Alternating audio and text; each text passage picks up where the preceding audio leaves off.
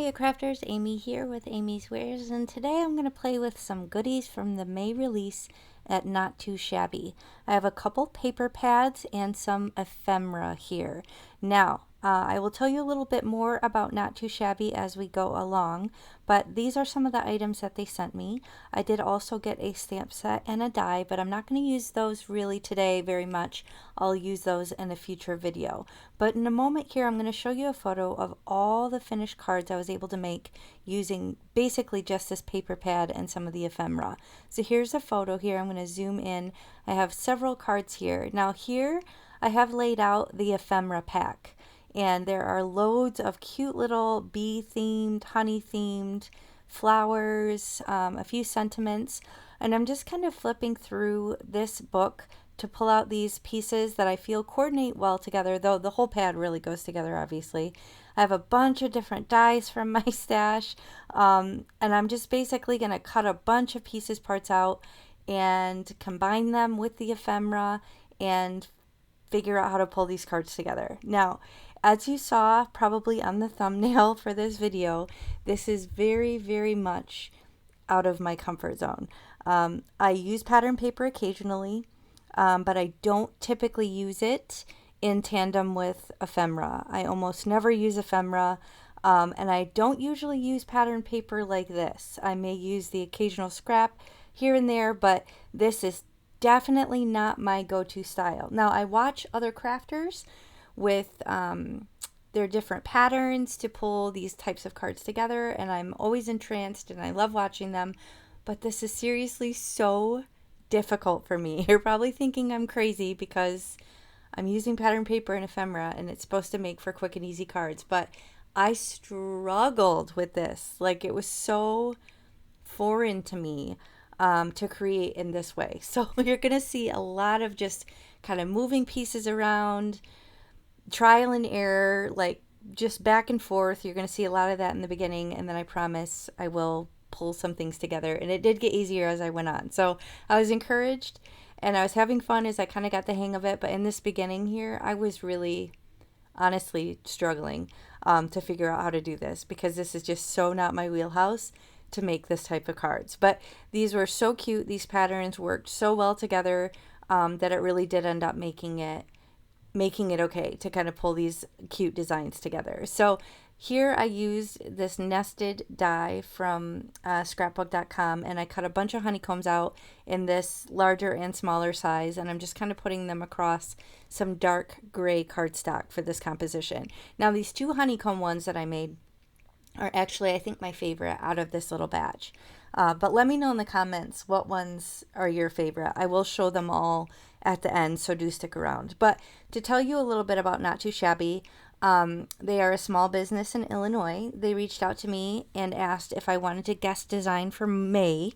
So that's what you see me doing here. I have this and another video that I will be sharing with you, so stay tuned for that. If you haven't already, please hit the thumbs up and subscribe. And if you want to be notified whenever I drop a new video, be sure to hit that notification bell. But they were kind enough to send me these adorable goodies. I do love bees. I was mentioning that in my haul video when I was kind of unboxing the goodies that they sent me. I absolutely love bees. So this was a fun kind of grouping of products to receive. But they have various different subscription boxes that you can get. What she sent me was the Paper Pad Club, as well as the Stamp and Die for the month of May. And then I think she also threw in, just as an extra, because she's a sweetheart, she threw in the ephemera that you see me using here today. Now, there's different options. You can get the whole collection, which I think is typically several different several different stamp sets, and the paper pads and ephemera. There's tons of stuff, and it's a monthly subscription, and you can get a discount when you set up for a monthly subscription. Now, you can, I believe, also just buy a one-off if you just want one of them, but I don't think the discount structure is the same. So I will link everything below in the video description box. If you expand and scroll down, you'll find those details. But like I said, in this case, the Paper Pad Club was these 2 packs of paper that I received, and then also I got the stamp and die of the month for May. So be sure to check out all these goodies. There's even more cute stuff this month to take a look at. But back to the cards, I'm just kind of going through this. I did kind of a simple design. I channeled my inner Laura Basson and did a strip card. So I cut just a bunch of little strips, various different sizes. I didn't measure them, and put some tape runner down, and then created kind of that backdrop. Now this cute gold heart ephemera, I really wanted it to pop off the background a little bit more, so I just kind of backed it with some of the same gray cardstock and then just fussy cut around it. So this I'm going to pop up a little bit with some foam tape, and then I have two of these cute little ephemera bees that I'm going to put on either side. So super quick and easy. I matted the card base with that same gray cardstock, and the card base is 120 pound accent opaque. That's usually my go-to cardstock as of the last, I don't know, couple of years or so. So here I'm just kind of using the little inner portions of these foam dots so that doesn't go to waste, and then I'll also get a little bit of dimension behind these two bees. So that's going to finish that card. Now here are all the finished cards. Thanks for sticking with me. This first one was the most difficult, I think, because it was the first one of the batch to kind of get my brain working like this and working with these products that I'm not used to working with. And then I have these kind of double hearts with another little piece of ephemera, and I'm just finishing them off with some card bling. This again, I did the strips, and I did the little vertical strip and backed that sentiment ephemera and popped that up, and again finished with some card bling.